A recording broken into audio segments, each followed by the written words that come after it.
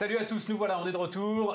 Smart Transfo, on va peut-être dire Transfo tout court d'ailleurs. Loïc Vuchard, l'agence Losam qui nous accompagne pour cette émission qui, il faut le rappeler, Loïc, c'est la transformation au cœur des entreprises. Hein. Effectivement, la première émission dédiée aux meilleures pratiques et aux innovations qui accélèrent la transformation des entreprises. On va s'intéresser particulièrement de ce que l'on appelle les fonctions support. Les fonctions transverses. Ouais. Aujourd'hui, la fonction finance. Fonction finance, comme le mois dernier, absolument. On partage ensemble, après une Future of Finance, l'événement fédérateur de la communauté, 3 points clés très intéressants. Le premier, c'est le cash. Le cash, comment innover dans l'optimisation du cash. On partira sur une conviction forte sur le pilotage de l'activité dans un monde incertain. Et enfin, une innovation, décrypter la fameuse nouvelle génération de RP. Ça va intéresser les fonctions finances. On dit que c'est le socle, la colonne vertébrale de l'entreprise. Bon, déjà, le cash, de toute façon. Alors, pour le coup, on a de l'ensemble de ceux qui, à un moment, se sont posés des questions sur le cash. Je crois que le secteur représenté par votre invité est sans doute celui qui s'est posé les questions les plus intenses. Effectivement, nous avons avec le plus d'acuité. Bruno Le Serre, directeur des financements et de la trésorerie d'Air France, et Antoine Trépant, le patron de C2FO, une technologie super innovante. Alors justement, on va en parler. Quel est le sujet? Alors d'abord Air France, vas-y Loïc. Oui, alors la mécanique, je vais la dire avec mes mots, puis je vous laisserai revenir dessus. Assez puissant, l'objectif est d'optimiser la gestion du cash par une place de marché en se fixant, si j'ai bien compris, une perspective de rendement et en payant plutôt les fournisseurs. C'est ça, Bruno ? Tout à fait. Effectivement, vous avez bien résumé, mais je vais peut-être détailler un petit peu plus en revenant un peu sur la genèse du projet.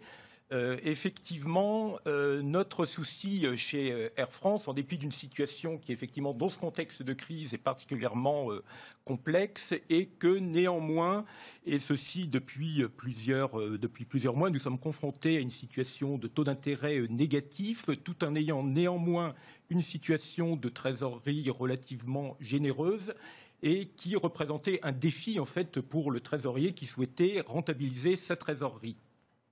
Parallèlement, nous avons des fournisseurs qui sont dans une situation peut-être plus délicate, notamment dans la situation actuelle, et qui, eux, rencontrent des difficultés pour gérer leurs besoins en fonds de roulement. Et donc, en fait, nous avions une situation tout à fait dissymétrique entre notre position qui nous permettait, nous, d'injecter de la trésorerie, du cash dans l'économie, et nos fournisseurs qui, eux, sont plutôt à la recherche de solutions simples et qui, souvent, sont confrontés à des difficultés, soit pour trouver des solutions auprès de leurs banquiers ou d'autres établissements financiers qui, souvent, sont relativement coûteuse, complexe à mettre en œuvre. Et c'est là où C2FO intervient, Antoine.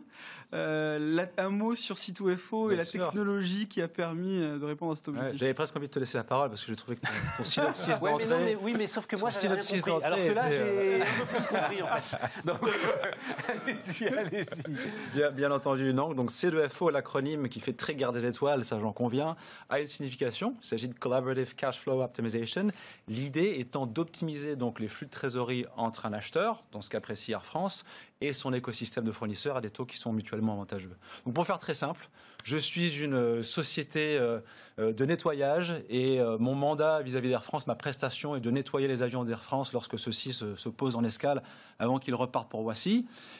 J'ai bien évidemment, j'envoie ma facture à Air France, mais je vais rarement être payé comptant. Attendre 45 à 60 jours sont des délais relativement longs, donc j'ai largement le temps, malheureusement, de mettre la clé sous la porte en attendant 2 mois d'être réglé. Donc, qu'est-ce que je peux faire grâce à C2FO? Je vais me connecter sur mon portail et je vois à tout instant là où les factures en attente de règlement d'Air France, et je suis en mesure de sélectionner cette facture ou l'intégralité, bien sûr, de l'encours, et de proposer une remise en échange du règlement anticipé de cet encours.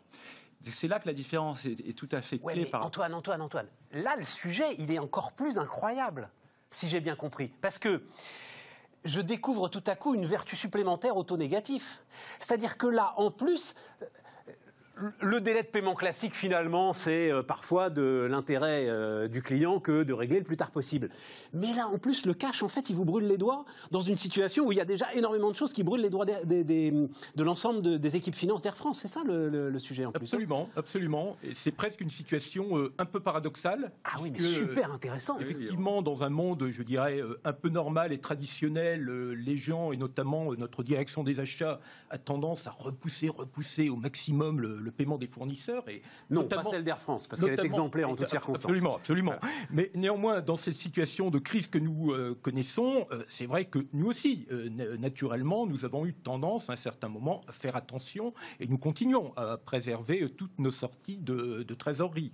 Néanmoins, il y a également cet intérêt quand même important de reconnaître que nous ne sommes pas seuls et que nous avons autour de nous cet écosystème de fournisseurs sur lesquels nous devons compter et que nous devons contribuer à solidifier. Il faut absolument, je vais vous redonner la parole évidemment, mais il faut absolument préciser un truc pour nos téléspectateurs qui est quand même très très important et dont ils n'ont pas forcément la notion. C'est que le cash au niveau d'Air France et au niveau des grandes entreprises, il est aujourd'hui bel et bien taxé par les banques qui elles-mêmes sont taxées par la Banque Centrale Européenne du fait des taux négatifs. Il faut vraiment avoir ça en tête pour bien comprendre l'ensemble de notre sujet. C'est que pour les grandes entreprises aujourd'hui, le cash coûte de l'argent parce que les banques, elles, sont obligées de payer ce qu'elles déposent à la Banque Centrale Européenne. C'est une situation tout à fait paradoxale, puisque vous avez d'un côté l'équation commerciale, en effet, ces gros donneurs d'ordre aussi qui sont assis sur des sommes de liquidités assez faramineuses. Alors moi, avant d'avoir l'opportunité de chapeauter C2F en France, j'étais en charge du secteur tech, média, télécom en Amérique du Nord,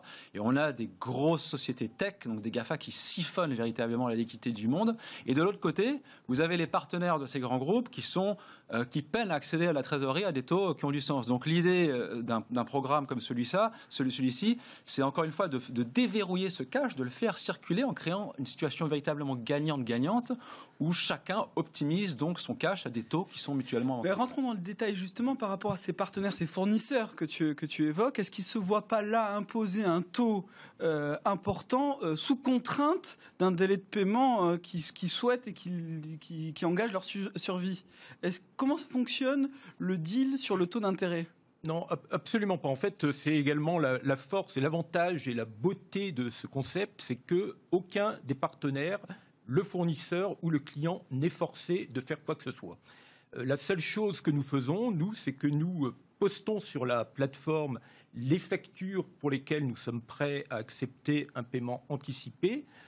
Le fournisseur, de l'autre côté, a la visualisation de ces factures et il accepte, il est tout à fait libre d'accepter ou de ne pas accepter, moyennant le taux d'escompte de son choix. Et c'est un taux d'escompte, c'est un taux d'intérêt qui se transforme en remise sur la facture. Également, nous avons rentré dans la plateforme un taux de rendement minimum que nous souhaitons sur la fraction de notre trésorerie que nous imputons à ce mécanisme. Et ensuite, là Antoine va peut-être expliquer, c'est disons la moulinette entre guillemets, C2FO qui fait tous les calculs pour optimiser et réconcilier de part et d'autre le montant des factures. C'est-à-dire que pour un fournisseur qui accepte un taux un peu moindre, ça va être rattrapé vis-à-vis d'un autre fournisseur. Alors le fournisseur ne va pas l'accepter, il va le proposer, encore une fois. Ah, c'est le fournisseur qui propose. Tout à fait. Donc on a complètement retourné le modèle. On n'est pas dans un modèle d'incitation acheteur, mais un modèle d'incitation fournisseur. Donc je vais vous donner un petit exemple aujourd'hui. Pas un exemple, mais on sait qu'aujourd'hui, la liquidité, c'est véritablement le nerf de la guerre. Hein. Ces problèmes de liquidité qui ne sont pas nouveaux ont été mis en exergue dans le contexte de cette crise aujourd'hui. Et donc on a vu que le gouvernement français et M. Bruno Le Maire et ses équipes ne sont pas allés de demi-mesure. Hein. On a fait un gros chèque, alloué une enveloppe de 300 milliards d'euros pour les PGE. Il faut savoir qu'aujourd'hui, ces PGE, qui ne sont utilisés qu'à hauteur de 40%, que ce soit 120 milliards et quelques, ne correspondent qu'à 1/6 du montant de l'encours total des crédits interentreprises. Il y a aujourd'hui 700 milliards d'euros de crédits interentreprises. Donc, les fournisseurs qui ont l'option de se financer en allant chercher des PGE, des lignes d'overdraft découverts ou des lignes de crédit supplémentaires, peuvent maintenant taper dans leur encours client. Et c'est eux qui vont proposer ce taux qui va très souvent être plus intéressant que leurs alternatives de financement existantes, lorsqu'elles existent, donc de la facturage, par exemple. Évidemment. Et donc, en effet, cet algorithme, Bruno et ses équipes vont paramétrer un taux de rendement cible. Certains fournisseurs vont proposer l'équivalent de, je ne sais pas, 1% TAEG, d'autres 3% TAEG, quelqu'un au milieu de 2% TAEG. Et la moyenne de toutes ces propositions qui arrivent en temps réel est validée et permet à chacun de se financer à la licence pour lui. Est-ce qu'on peut avoir un acteur extérieur dans cette bourse ? Alors, c'est-à-dire, moi, je regarde un peu l'ensemble. Quand je suis sur le volume de facture d'Air France, ça m'intéresse, quoi. Si moi, j'ai envie de jouer un petit peu entre les différents taux d'intérêt, etc. Est-ce que je peux rentrer sur le système ? Je vais laisser Bruno prendre la parole. Rapidement, il nous reste. Non, l'idée, ce n'est pas de mutualiser, c'est de rester au sein de l'écosystème d'Air France. Aujourd'hui, oui, absolument. Pour le moment, c'est vraiment de rester au sein de toute la chaîne de fournisseurs d'Air France. Dans le cadre d'une, je dirais, en fait, ce produit, je dirais, enfin, répondrait tout à fait aux tenants de la théorie du ruissellement, où en fait, nous, de par notre capacité quand même aujourd'hui, grâce, tu as évoqué les PGE, donc c'est vrai que nous avons eu la chance d'avoir un PGE. Ah bah vous, c'est 7 milliards, vous, donc. C'est vrai que par rapport à ça, nous sentions également une relative obligation, enfin devoir en termes de responsabilité sociétale vis-à-vis de tout notre partenariat de fournisseurs, de pouvoir également les aider par, le biais justement de ce pouvoir de ruissellement de notre trésorerie qui peu à peu vient, aider par injection de liquidités les différentes strates de nos partenaires. Nous sommes sur Smart Transfo, on va juste un tout petit peu décortiquer en un mot. Très vite, Loïc. Comment ça se branche vis-à-vis du système d'information ?